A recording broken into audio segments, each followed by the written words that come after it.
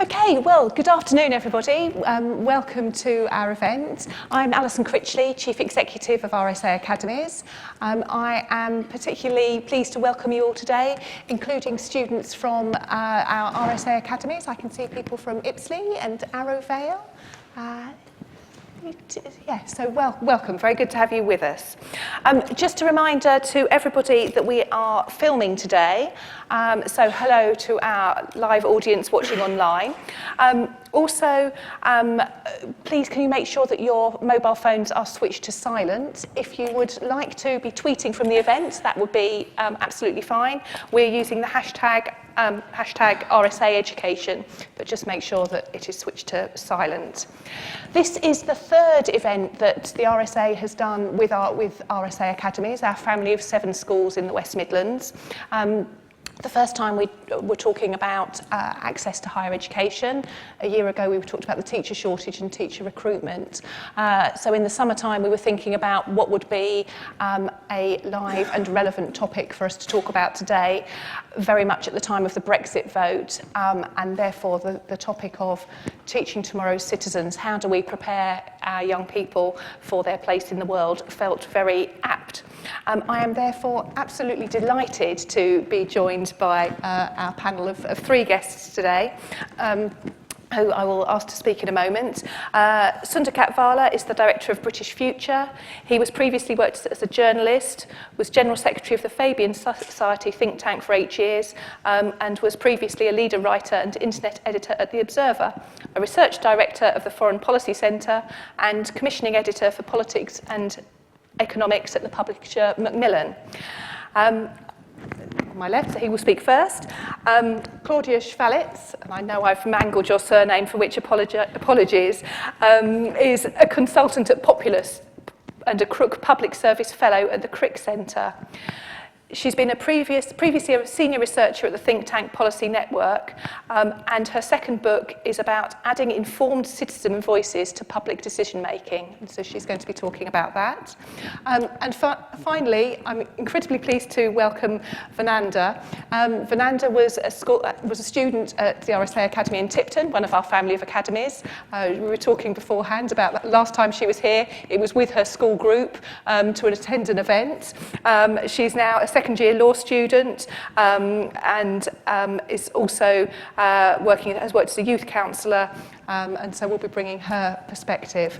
The format for today's session, I'm going to ask each of our speakers to speak for about 5 minutes. We'll then have a bit of panel discussion here, and then I will be opening the session out to comments and questions from the floor. So I hope as you're listening that you will also be thinking about things you would like to ask. I'm sure we're going to have a very lively session. So with that, can I hand over to Sundar? Thanks very much. Thanks for inviting me. So I suppose the question today is, how do we become citizens, and what role can schools play in that? In terms of how we become citizens, I'll give my age away. 25 years ago, I became a citizen because I woke up one April morning and it was my 18th birthday. And 8 days later, I went to vote in a general election because that happened to be the timing. And we had quite a laissez-faire approach, I think, in this country to becoming citizens. I happen to be quite sort of engaged and interested in that. I happen to have been doing GCSE politics and was A-level politics and so on. But we didn't have citizenship education in the way then, this was 1992, in the way that we have over the 20 years since. So we've become more interested in it as a society because we feel that it's too laissez-faire to sort of say, we'll just get on with it and you'll be a citizen. We've got more interested in it, I think, because of a sense that there are some concerns here about fragmentation or shared understandings of what it is to be a citizen. I think Brexit and the Brexit vote will enhance that. One of the meanings of the Brexit vote is we're a more anxious, fragmented, polarised society, probably than we want to be, maybe than we thought we were, although that was clearly there for quite a long time. We're paying more attention to it. And so we might say to schools, help sort this out, prepare our citizens of the future.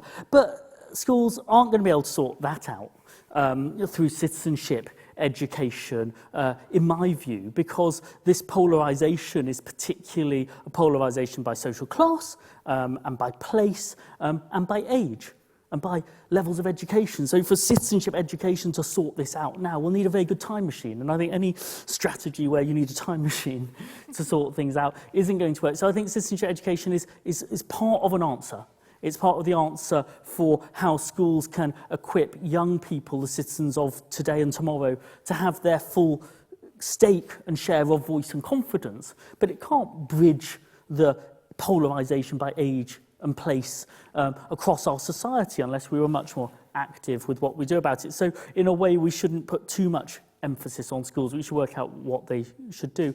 We do focus on how you become a citizen if you start off not being a citizen of Britain and you come here as a migrant and you go through a process of integration and citizenship, and you take your citizenship ceremony and you learn from your handbook and you take a test and you do all of this stuff just to check you're a citizen in as good standing to join the rest of us. But of course the rest of us haven't done that. And so the question of, in a way, what is the parallel that we're asking the people who join our society to do? What should we be doing with schools to do this? I think it's quite important to establish that citizenship is about the common demands on everybody, and that it's fair. And I think there's quite a fair deal on how a migrant citizen becomes a citizen, a good citizen, knows the nature of the society they're joining, wants to participate in it as well. But we sort of take it for granted. And that gives us a problem, I think, in the citizenship debate around, say, the debate about British values, how we talk about that in schools. I think this could be quite important, although people are sceptical about it. But it won't work if you get it wrong, if it's not a sort of this is for everybody debate. If you're, for example, British-born and from an ethnic minority or minority faith background, you might take the British values debate to be, we're a bit worried about whether you have the values and the citizenship, but we're okay about everybody else. And so the debate about British values will just increase your sense that other people don't feel you have an equal sense of standing citizenship. Getting that right is quite important. We did some research on what people thought about British values in schools a while ago, and I think it exemplifies the problem, but it exemplifies the challenge. About 9 out of 10 people think it's important that actually we discuss that in schools and that is part of the curriculum. And people are 50-50 on whether we know what the content of that is that we are discussing in schools. So some people's instinct with that would be, well, that's too difficult, let's not do it. If you then ask people what the values are that would make that up, people are very clear that the most important things are respect for the freedom of speech of people you disagree with. And so it seems to me there's a real clue, and the rule of law and democracy, and equality between men and women, which pops up quite high. It feels to me there's quite a clue there that schools are about the soft skills of the critical thinking to interrogate what that question could mean, should mean, shouldn't mean, and that would be part, I think, of a broader engagement in helping people to be active citizens by participating in activities about citizenship rather than trying to inculcate people with a set of democratic values in a sort of one-way sense. Fantastic. Thank you very much for that introduction. I'll pass over to Claudia. Great, thanks very much. So I'm also going to talk about citizenship, not in the sense of citizenship education or curriculum, but how to help develop active and engaged citizens in practice through student government. So how many people here in this room were part of their student council, either at school or at university, or their kids are now? Yeah, a few hands are going up. Okay, keep them up. Now, keep them up if you feel that student government through this way is really the best way of gathering students' views and representing them. All right, so a number of hands went down there for those listening from home. So according to the Department of Education, about 90% of schools today have student councils where students formally represent their peers in school affairs. Now, I think you're probably more or less as pessimistic as pupils because research has shown that only about 2/5 of students feel that this is the best way of gathering their views. And this is surely down to a number of reasons. So some of them are technical in the sense that, student governments often have no or little money and therefore no or little power to do things. that the student councillors don't often get training to carry out their roles properly, and then there's obviously the challenge of just being heard outside of the council chambers. But to me, the overarching problem is a bigger one, and that has to do with the design of the process of how we engage students in the civic life of their schools, and that's through elections. Personally, I think that elections are the worst face of democracy. So they're a popularity contest, especially in the school context. It's a process that's designed to engage those students who are already the most ambitious and the most confident. And this is often people's first encounter with what democracy is or what it's like. It's a model of an adversarial system, a debating culture, where students are taught to really try to find their best arguments, to undermine the arguments of their opponents, to find the points of difference, rather than to find the best ways of where's the common ground between us.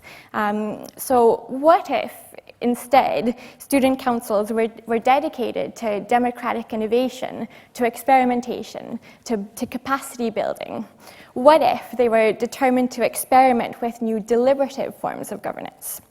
What if instead of elections, student councils were randomly selected?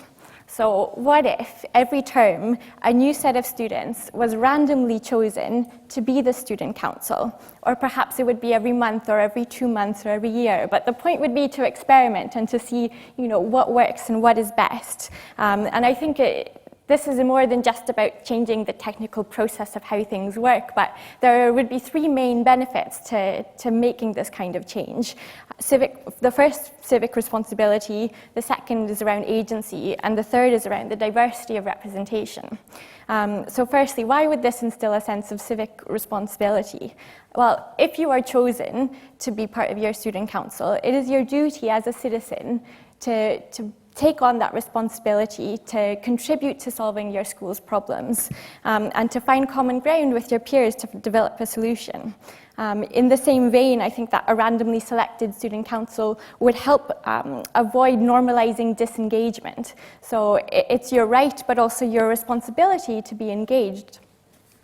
Secondly, I think that the opportunity to have a say, to actively contribute in shaping your school's affairs, to hone those social leadership skills would be provided beyond those students who already have the natural capacity or the natural ambition or confidence to do these things. And it would help develop a sense of agency in those students, that especially who might not naturally have those abilities. And whether it's an elected system or this sort of system, I think it would obviously also need to be complemented by a leadership training and mentoring program to help these students carry out their roles.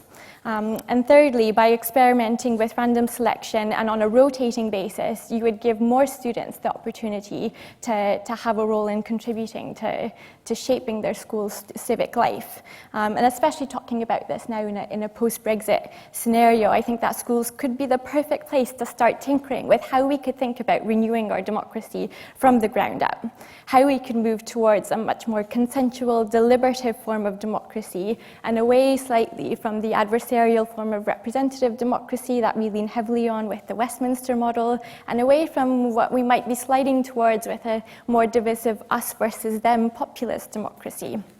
So by giving as many young people as possible the opportunity to take part in the messy process of decision making, which involves compromise and weighing all the trade-offs, we'd also be shaping a new generation of students who are much more attuned to the difficult nature of what governance is.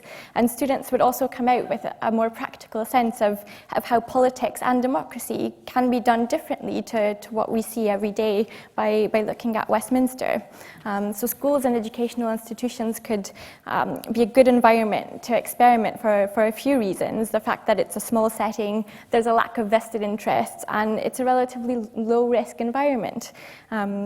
there's an organisation in Bolivia called Democracy in Practice, which is doing precisely just this, working with 4 different schools right now to help them set up a new set of student governance, which involves randomly selecting students on a rotating basis and mentoring them to develop the capacity to become leaders. So to me, this is the essence of preparing students for an engaged and active citizenship.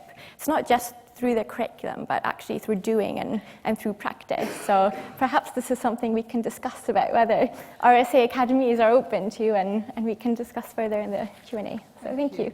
Thank you for that. And we will be opening up the discussion, and I will be interested to hear from all of the audience, but including our young people, about thoughts and whether there are different ways of doing democracy. So finally, Fernanda, can I ask you to make your introductory comments? Thank you, Addison. As Addison stated, I'm a former RSA Academy student, and I'm currently studying law at Aston University. Now, in this Brexit climate, I feel like the conversation in regards to citizenship is one that's not only necessary, but it's long overdue and more needed now than ever. See, my journey towards becoming someone who's politically involved and very interested in current affairs started when I was in, I think, about year 9. Now, I've always been somebody who's very bubbly, talkative, and approachable. And that's when someone finally believed in me. A teacher came up to me, and he was my history teacher, Mr. Mason, and he said, "Fernanda, V, you talk a lot." He told me just that I talk all the time. And then I was thinking, I've always talked a lot. Where are you going with this? And then he said, "You talk so much, why don't you run to become a youth councillor?" And the first thing that came into my head is, what will people think? If I run, I'll have to have my face all over all the local schools. I talk to my friends, but what if people don't agree with what I have to say? What if I don't have anything to say? Now, long story short, I later ran to become a youth councillor, and I was successfully elected as a youth councillor for Wolverhampton South East. 3 years later, no one told Mr. Mason that I would later be chairing this youth council for the city. No one told him that the first time that I would step into the Houses of Parliament would be to receive an accredited Youth Voice Award. No one told me that I would go from someone who was very talkative but disinterested, someone who was very out there but misinformed, to being someone who's interested, ready to take part in discussions, willing to try something new, and ready to put myself out there. Now, this was a very formative time during my time because it showed me what it meant to be a citizen. I finally had somebody who looked at me and saw me for not what I was, but what I could become, which is a citizen who can help to change the future, a citizen who has something to say and something to give to society. Now, RSA Academy as a whole, not just RSA Academy Tipton, but the academy process as a whole is special. It's special because it's one of the few educational institutions where citizenship is a part of the curriculum. I was very surprised when I came to sixth form at RSA because someone told me that enrichment was compulsory. And I was thinking, this is 2 hours, which is going to waste my time, and I was already studying 7 IB subjects. But later on, I found that the skills that I learned during those enrichment sessions are the skills that I carry with me today. I was able to learn, I ran and became part of the leadership program, and from then we had a workshop on how to sit in a chair. We had a workshop on how to give a handshake, how to maintain eye contact, and how to talk to people. I didn't know that taking part in these little sessions would help me towards what I would later go on to do. I resonate with the students who are sat here today because I remember I sat in that seat in 2014 and listened to John Riley, the head of Sky News, talk. And later on, I went on to interview David Cameron. I went on to interview Natalie Bennett. And all these things that I went on to do started because someone believed in me. And even though this has been very important, I've been able to see how these formative years of being a student can help you towards being an adult. When I turned 18 and went to university, I later became the president of Aston University Law Society. And still, the fact that I learned how to give a handshake is something that sticks with me today because I'm able to pass on that knowledge to other people. Now, my story is very bright and very happy, and I'm able to connect the dots looking forward, looking backwards. However, it's rare. It's unique, and it's something that we can't see anymore. I was a youth councillor, but now youth councils are being taken away. I was able to take part in campaigns, but now there's no places for young people to go. I understand the importance of teaching young people, but it's important that the government do something to enable young people not just to keep it in schools, but to actually go out and talk to people, talk to adults, talk to people who have something to say and have more experience. And standing here today, I'm confident in the skills that I've learned while being at RSA Academy. I'm confident that I now have something to say, and that confidence allows me to stand here and say that more needs to be done. More needs to be done to help the students, to help the young people who have something to say but no way to say it, to help the young people who don't know their rights, who don't have financial literacy, and to give them the skills that they can use to become better citizens of tomorrow. Thank you. Thank you. Can I thank all of our speakers for that introduction?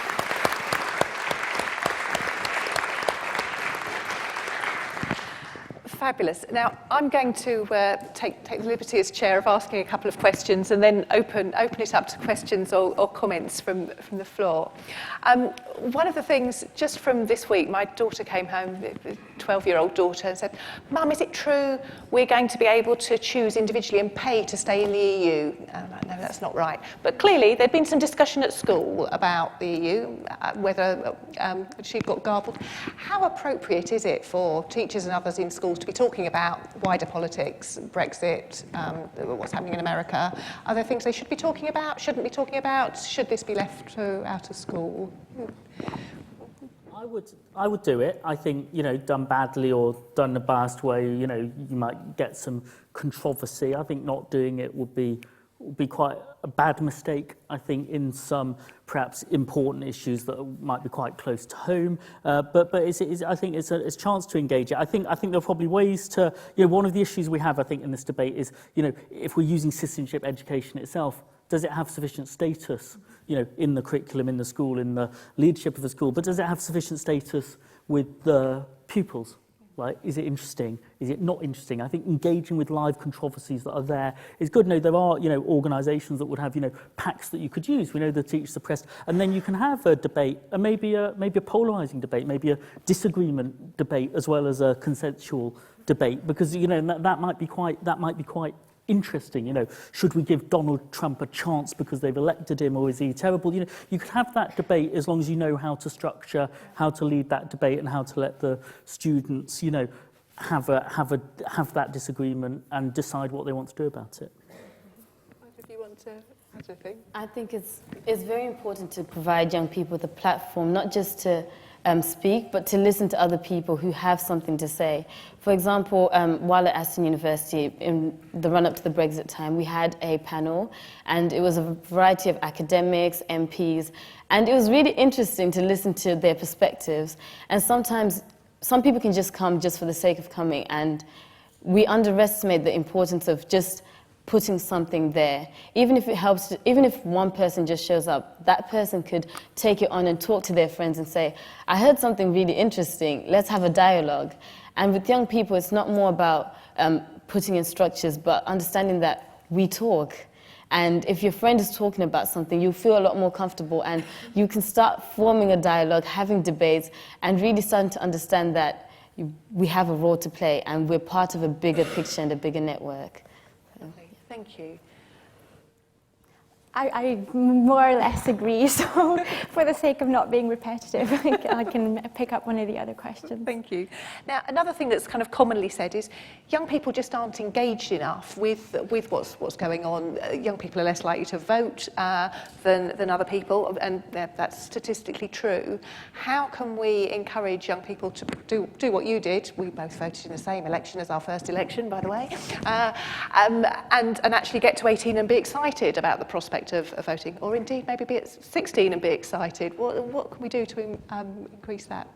Well, I mean, I think that voting is just one form of political or democratic engagement, and that's why, to me, I think moving the discussion away from the only way of being engaged is to vote is equally important, and giving students the practical opportunities of having different ways and different forums of being able to contribute to kind of society is important, and perhaps even more so in today's polarising debates. And one of the things you said will stick with me. Elections are the worst face of democracy. I think a number of us may feel that after the last year or so. So does what you've talked about in schools have application more widely?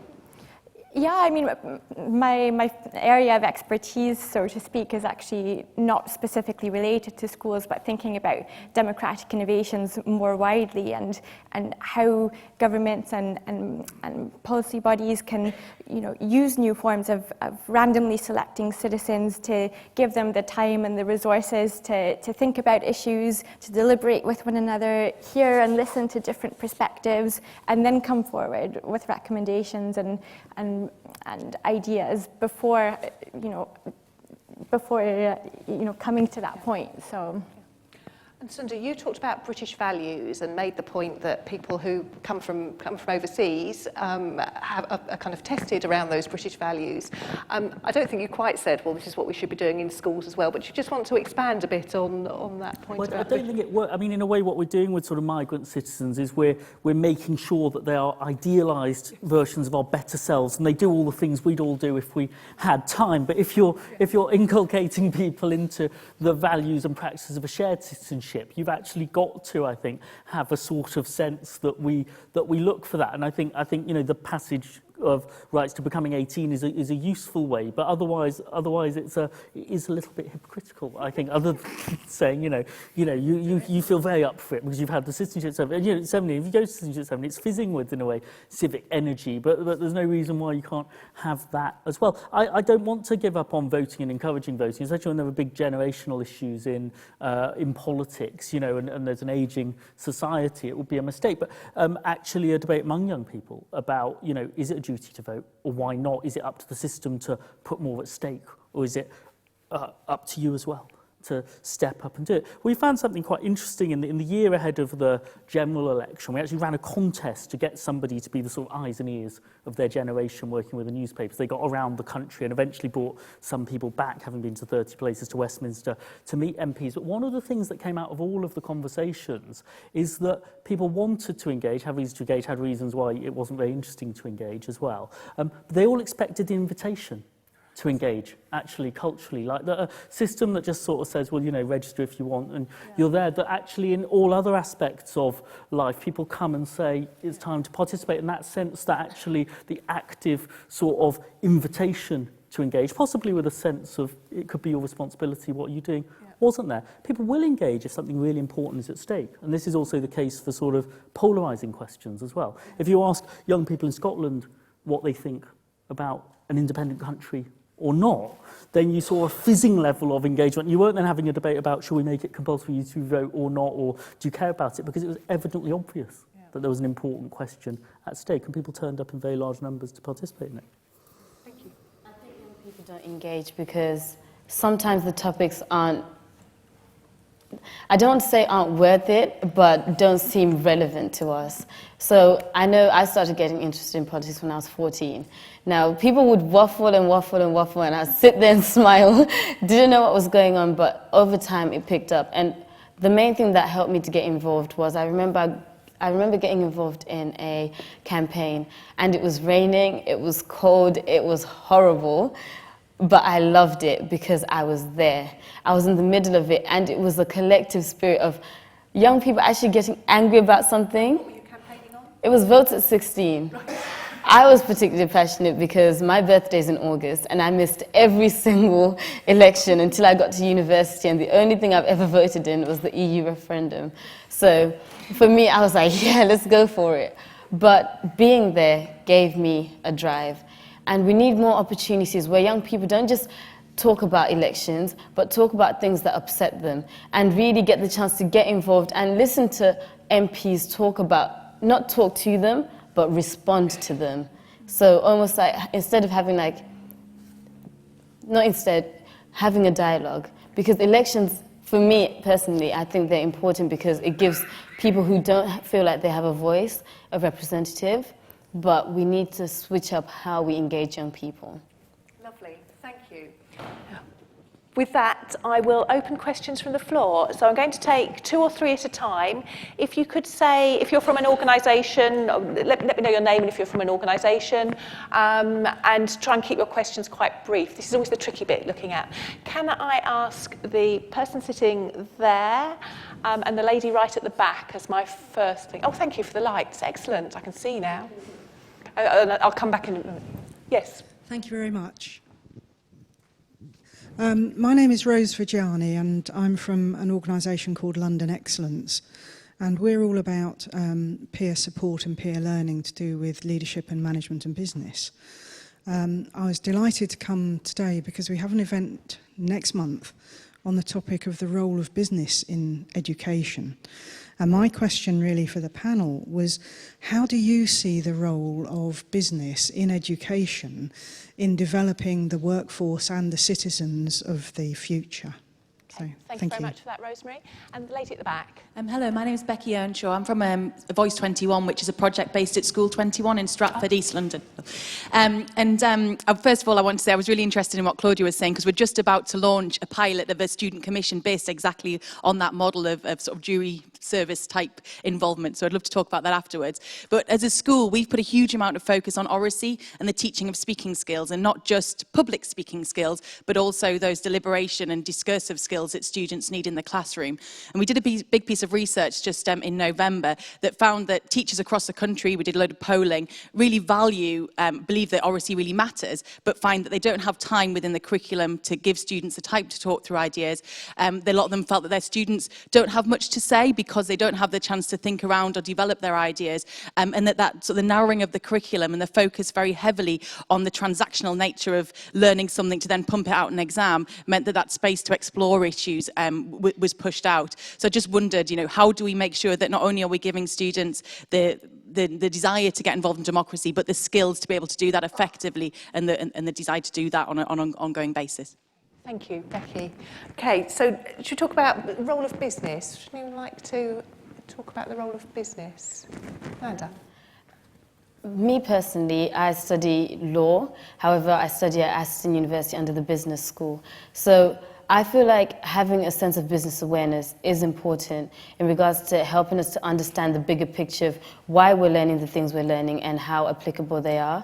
Because if you look at law, it's very traditional. Some of the stuff you're learning are from the 18 whenever, and you want to know, why is it relevant to me today, and how will it be useful? This is something that's quite important to have and to instill in young people from a young age, to understand that the things that they're learning today aren't just facts and figures. Some of them will help them in later stages when they least expect it. And I think that links on to the end of the question that was at the back. It was kind of talking just a summary of what it was saying at the end. So about oracy skills and the importance of developing those skills, but actually Exactly. that being squeezed out by a very exam heavy, it's about being able to record it and write it down rather than the opportunities to develop speaking and listening skills. One thing that's important in the 21st century is the fact that there's a heavy push for education. So academic excellence has almost now become the benchmark. You either have it or you don't. But in a world where everyone has academic excellence, educational systems can say, okay, it's good to have good grades, but if you all have an A, what's going to differentiate you? And it's those soft skills, those citizenship skills, the ability to interact. And it's now more important now for people to understand that these soft skills are now hard skills. And the way that educational systems can get that into the mind frames of young people is not just talking to them, but get business people to come in, get entrepreneurs, people who are doing things in the field, and get them to talk to the young people on a level that they can understand. So be like, it's good to work hard and get your grades. However, make sure you get involved in other things. Pick up drama or do something different just to set you apart. And this will hopefully kickstart their mind into thinking about the things that they're passionate about. Thank you.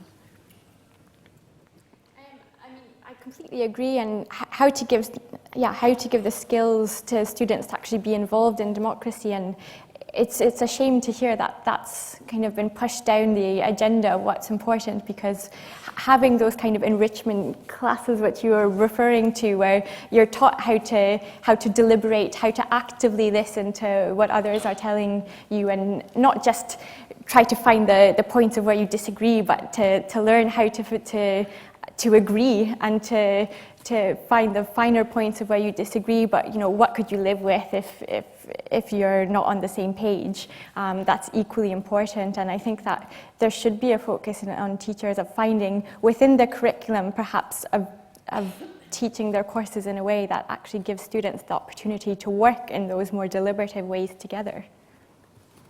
I thought in Vananda's account, I think what comes out is the way that soft skills and critical thinking and confidence, that goes together, and your ability to engage in society or in the school setting at university and in the workplace are quite linked. And in a way, I think maybe to the extent that business wants to get involved, they've got to get involved in that kind of way. How can they help with the raising of horizons and ability to equip there? I think sometimes business voices engage not particularly constructively in education in sort of saying, well, you haven't really trained people up for the jobs we've got. Well, that's the training the business does, but actually the ability to cope and thrive in the settings you'll be in is a sort of citizenship issue that business could have a voice and a stake in.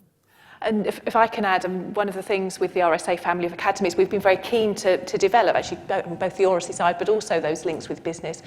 Building on what you've said, I think there seems to be willingness and enthusiasm from the schools and from business to work together, but a challenge of working out how to do that. One of the things that we've done, and we're very lucky with the RSA academies to also be able to link up with fellows, is to develop something for fellows with a menu of ways you might get involved.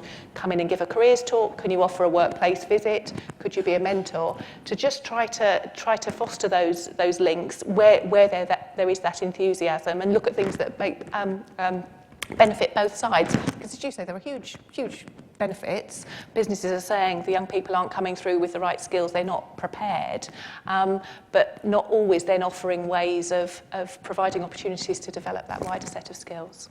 Okay, let me take a couple more questions. Let me go this way. The gentleman here and the gentleman, somebody I recognise, Tony at the back. Mark Smith, just a fellow.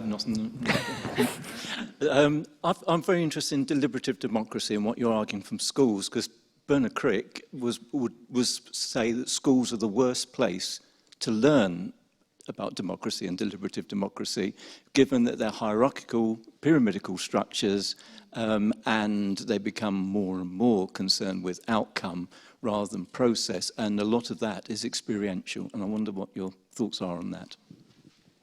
Can I take the question from Tony at the back? Yes, I'm Tony Breslin. I'm an RSA associate, but I was, and I've recently established the Use Your Vote campaign, but for 9 years I led the Citizenship Foundation, which led the campaign to establish citizenship in the national curriculum and develop the concept of the citizenship-rich school, which for me is what Vananda described.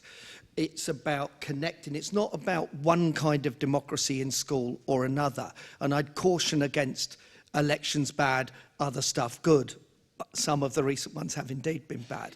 But it seems to me that what we need to give young people is a whole variety of democratic and participative experience, and that has to sit at the heart of the mission of the school. And I guess the question I'd want to put, not so much to the panel, but to every teacher in here, and I'm a teacher by profession, is how citizenship rich is your school? In other words, how unlike a hierarchical, pyramidical structure is it, or could it be? And in what ways can we engage? I love the idea of randomly selecting student counsellors, but I don't like the idea of only having student councils as the means of engagement.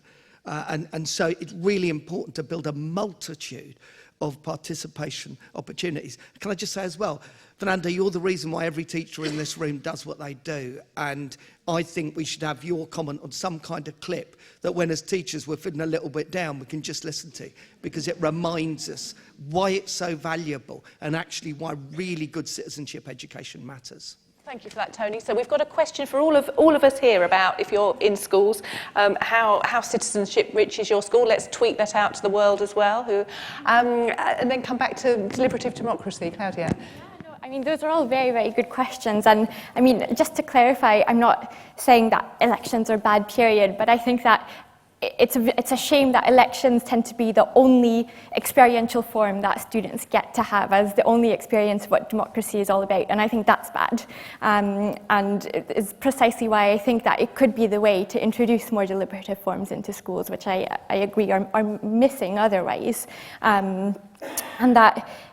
And again, it's not only about having student councils as the only ways of engagement, but I do think that when you have randomly selected students and it's a more deliberative, consensual way of doing things, it's also a way of encouraging those people to find new ways of bringing in their other students and to giving them more of a voice, and it has knock-on effects. I mean, from the research that I've been doing on deliberative democracy more generally in the kind of more general policy-making context, that the people who have been randomly selected to participate in a kind of policy-making process of some sort or other, there are knock-on effects in terms of those people then also getting more politically engaged or engaged in other forms of civic society that they weren't beforehand. And I think you would find the same kind of experience within the schools, that, you know, once you're randomly chosen, once you build up a bit of agency, a bit more confidence, you also then get more involved in other aspects. You might go and join that drama class or whatever else that you might need to push you a bit further. But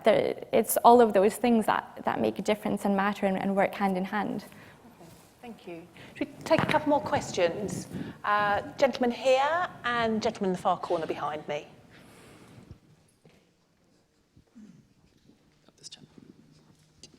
Hi, my name's Andrew Armour. I work in business education, undergraduate level, with a lot of young people.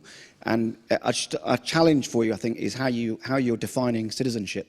I work with a lot of fantastic young people. I think they're fantastic citizens. They're not involved in politics. They're actually involved in art. They've got families. They work in their communities. They work with, you know what, they're building businesses. I know one young guy he's touring Australia, running his own record company. He's not involved in politics. Yeah. I think there's a danger that you're looking at citizenship as being about politics. One of the problems with this society, we're obsessed about politics. What we need to get involved more in with young people is helping them nurture their individual talents and creativity, not just politics. Okay, thank you. That's a great challenge back. Hi, I'm Malcolm Forbes. I'm actually on the RSA Academy board. Hi, Malcolm. I do like the idea of the jury model for school councils, and certainly I will see whether we can start moving that in our schools. Just a quick question. If the move towards a more discursive democracy is actually through Twitter and social media, is that a good thing or a bad thing? Okay. Interesting. Right, well, so we've got an interesting challenge. Are we being too narrow about the way we're talking about citizenship? You can be too narrow, but you can be too broad as well, because citizenship isn't just everything that happens in society. Citizenship is actually about your civic engagement, where you have to do things collectively with other people in civic society. And in politics, which is quite interesting, what makes politics different is sometimes of a collective decision. So it's about learning that nobody gets everything they want, whereas in other spheres of society, like the market, actually everyone can just, as a consumer, have what they want while someone else has something else. There's something very distinctive about your responsibilities as a citizen as part of a common engagement. I have to say the earlier question about Bernard Crick's comment is a reminder to me about how new this culture is within schools, actually, because we had a mock election. None of this stuff. My kids are in primary school and there's already a school council. It just didn't exist. And so the culture of how you would do it and what models you would do it and use it, I mean, it's a debate you can have now, but there's a chance to change the culture if you have a version of doing it. I think social media is good because it lowers the barriers to entry of these debates, and it flattens things out, and that's fine. And the danger of it is that you end up in your bubbles and your echo chambers. And so the ability to have a sort of civic engagement is a way of opt out of, the big fact about citizenship is that not everybody thinks like you. Yes. But social media gives you the chance to imagine that they did, and then just be really angry if anything happens, like a leave vote in a referendum that shows that some people didn't agree with you and just think the world's gone mad. So I think the question of social media is whether it can bridge worldviews as well as reinforce them, but it's basically a positive way to have more discourse. Fernanda, as a younger person, tell us, what do you think about the social media side of things? Personally, I wasn't too keen on social media because it was a bit creepy, Sometimes people there was just too much going on, but I've slowly gotten into it, and I like the fact that you can hear different people's voices, different people's opinions quite quickly and in such a wide range of ways. However, I wanted to just slightly disagree with what you said. Well, disagree with what you said. You, you stated that with citizenship, there's a danger of being too narrow and being too broad. I think there's a danger of being too narrow but not being too broad. I especially agree that it may have seemed like today we kind of focused a lot on politics, but for me, that's where I found my interest. However, I know citizenship, like what I said, schools could ask young people to get involved with stuff other than education. You can learn public speaking skills by joining an art club, doing something different, and a lot of my friends I can see them becoming good citizens, but they like music. Some of them want to be bilingual and learn 1 trillion languages, and for me it's just a struggle. But I like the fact that we all have different things to contribute, and I think that's where schools are important. For me, my schools and educational institutions invested in me and helped me to find my passion, and I feel like that's where schools can help, by forming citizens that aren't just one type of person, but have a lot to give, because if we were all heads, then nobody would be able to walk. So we all need different parts, and that's why I really strongly agree with your point about being quite broad. Thank you for that. Now, we've mentioned social media. Do we have any Twitter questions? Well, there is one, which I don't know how helpful it is at this stage. Okay. Trying to ask basically how we're defining citizenship. Okay, so very much a link to the previous question then about how we define that, an important question. I don't want to put any of our students on the spot, but if there were a student or one of your members of staff who, I'm very conscious we're talking a lot about young people without hearing your voice, so if anybody's feeling brave and has a question that they would like to add or a comment they'd like to make, do, when I come back for questions, put your hands up. But let me ask a couple more. Yes, lady in green and the lady in red. Thanks very much. My name's Sarah Williams. I'm chair of Gypsy Hill Federation, which is a multi-academy trust. But I also have a background in conflict resolution. I'm really interested in all of these questions. What really interests me is how you can get as many students as possible engaged in this process. And I think one of the really important things is to not impose a pre-existing structure or a procedure on them when you start to get them involved. So a student council is great, but it's only going to involve those who are actually sitting there at the student council, or those who might compete to be there if there is going to be an election.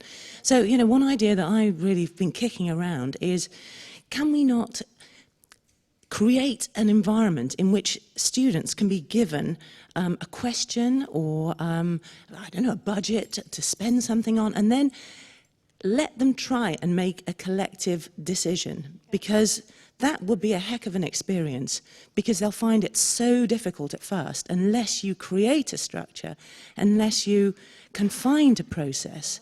I think that the visceral experience of the frustration of that would be incredibly important. And in that, if you can find teachers that are brave enough and empowered enough to do that, I think that would just give an amazing experience and allow perhaps pupils who didn't realise to come to understand they're really good at creating consensus, they're really good at making strong arguments, they're really good at thinking of structures and procedures.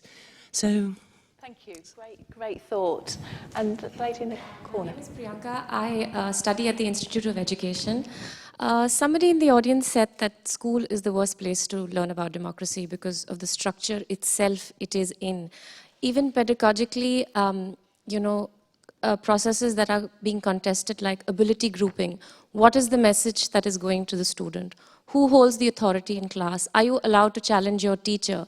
So citizenship education, if it's just treated as a subject, as a 10th subject, and not actually inherently practiced in the school, in the structure itself, whether it's family or school, you're sending contradictory messages to the student. One other experience I wanted to share is in India, I was associated with an organization where we worked with young people, and we had a program called Come Change the World. And we had thousands of people signing up, and by 6 months, it was 1/10. And when we went back to find out, we realized that we're treating them as instrumental. It's an agenda we had, and we want them to come and sign up for that agenda. And now the program is called Come Change Yourself, because you have to deal with the issues that they are struggling with and then draw them to your so-called agenda or an agenda they arrive at themselves. So this is just a comment I have. Thank you for those comments. Now, is anyone feeling brave in that corner? Yes, fantastic. The student from Arrow Vale. We can bring a microphone.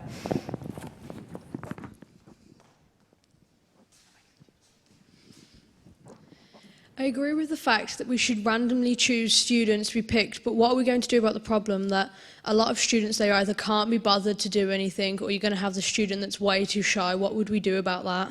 Okay, lovely. Thank you. So comments, just before we come back to that question, I want to respond on the budgets idea. One of the things, sounds a fantastic idea, so if we can get students to work out how to help our schools balance their budget given the problems, that would be good. But we have had events here with our students where we do a sort of Dragon's Den competition and give groups of students £250 to come to pitch an idea, turn their idea into action, and then some money to do that. And actually the learning, not just with that group, with others, is fabulous. So, but that's quite small scale, interesting. So come back, what do we do about the shy children and the ones that can't be bothered? The shy children. Well, that's why I think that this can't just exist in isolation, and it has to be linked to, you know, a wider sense of either a mentorship program or within the way teaching happens, that students are helping to develop those skills. And I think the random selection is precisely why it helps to instill that sense of citizenship in the sense of obligations, that you can't be bothered. You know, it is partly your responsibility to be bothered, to contribute to helping solve your school's problems. And just picking up on the first question there about, you know, the problem of trying to involve as many people as possible, and I think it is a genuine dilemma, and I think that's why you would want to have this on a rotating basis, so that as many people as possible over the course of a year or 2 years or 3 years, however many get to participate. And it obviously won't be everyone, but that's why I think this can't be the only way that students are able to engage in policy making. But it's those knock-on effects I mentioned earlier that would help those students that are engaged once through the random selection process to then also... Pause you there. Yeah. I'm just going to ask for a couple more questions, and then I'll ask each of you to just sort of respond to the questions and some final thoughts. So any last questions? Gentleman in the middle, really keen, and the lady in the glasses there. Oh, sorry, George, I'm going to ignore you. Hi, Frode Hegland, Southampton student, teacher, and software developer.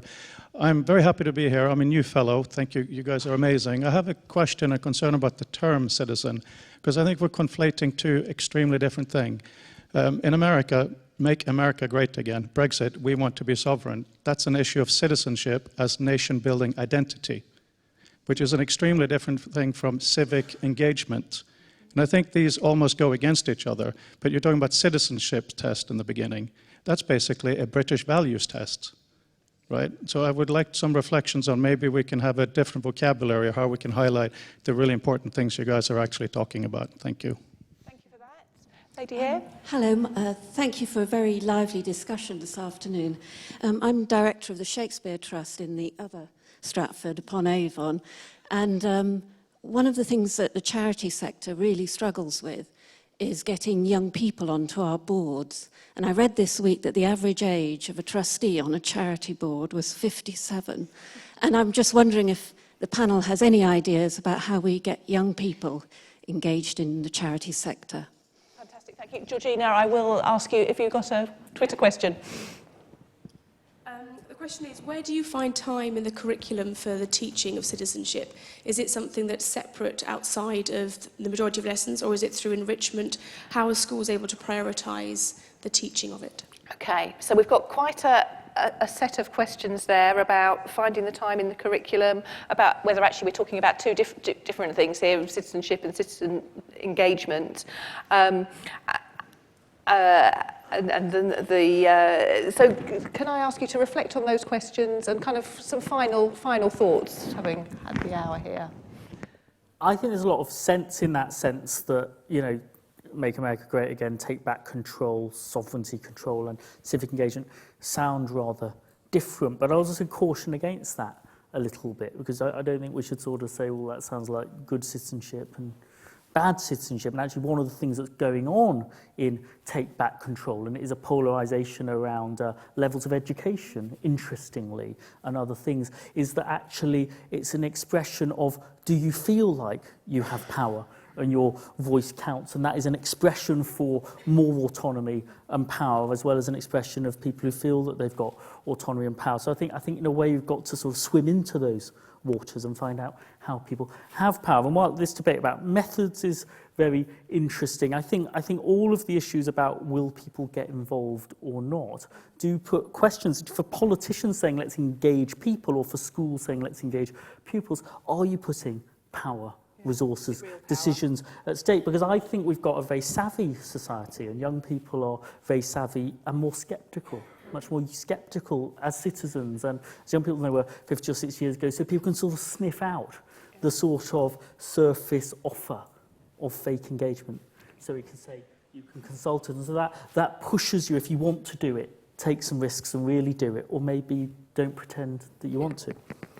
Fabulous, thank you. Yeah, building on Sunder's last point there, I think that the whole idea, even with the student government, is to actually give those students genuine power, like having a budget where they would have to make some kind of consensual decision making. And I think one of the last points I'll finish on, which was to answer that last question as well, was that it's fine to have an open process to try to involve as many people as possible, but the risk is always the same as with having elections, that it's the self-selecting group of people who are already interested, engaged, confident, ambitious, who end up gravitating towards participation, and you still have the shy students or those who might not feel they have the skills who are left out. So I think that thinking about how we can actually try and bring in those unengaged students into the process and giving them the confidence and the agency to go on and do other things, whether that's within arts or other aspects of what citizenship is about, because it's not just about politics. I realise that's the angle that I've taken it from, but it's about more than that. And Fernanda, can I ask you, in what you say, to also pick up the point about the average age of boards and involving young people in those decision-making boards as well? Definitely. I was even thinking to myself, one thing I think that NGOs and charities and all these different organizations can do to attract more young people is really get them to understand what it is you do. Because young people, everyone knows young people are just trying to get things. We want a job that makes money, and we want that money quickly, because sometimes the struggle is real. But just showing them that there's more to life than, you know, getting these things. Sometimes you can contribute to something bigger than yourself. And I think that's one thing that's attracted me to non-government organizations. And it's helped me see that, you know, sometimes you get some gratification and knowing that you're helping other people, not just helping yourself. So maybe pitching it in a different way and not just showing it in the blasé, walking down the street and you see Oxfam type of way, but showing it as something that's modern, dynamic, and actually relevant in the 21st century. And just to close up, I just want to say thank you for asking questions. It's really good, and sometimes it can be quite challenging, but it's good. In regards to your question, I think sometimes teachers don't understand or ignore the fact that their approach isn't always great. I was mentoring some students, and she came into the room and she was already agitated, and it was just about taking off her coat. And the teacher was agitated, she was agitated, and something just didn't sit well with me. And when I spoke to her, we just kind of had a dialogue about why she was acting that way, and her hearing it from somebody who wasn't kind of putting down a hierarchy on her and telling her, okay, how about you think about it from the teacher's perspective? Why don't you just take it off and then tell him that it's cold? And then we actually got into a deeper conversation on what was wrong with the problems that she saw. So sometimes for those students who can't be bothered, include older students, perhaps sixth form students, in these panels and get them to start the discussion like, oh, how are you finding this? Oh, I used to have these same problems. Because then it's not a teacher, it's a friend. In that way, we can make progress. Thank you. Thank you for that. Can I thank all of you for coming today? Particularly appreciate having people who've come out from schools. I know it's difficult sometimes for people to do that during the day, and having such an informed audience and questions. And can I ask you to join me in thanking our fabulous panel?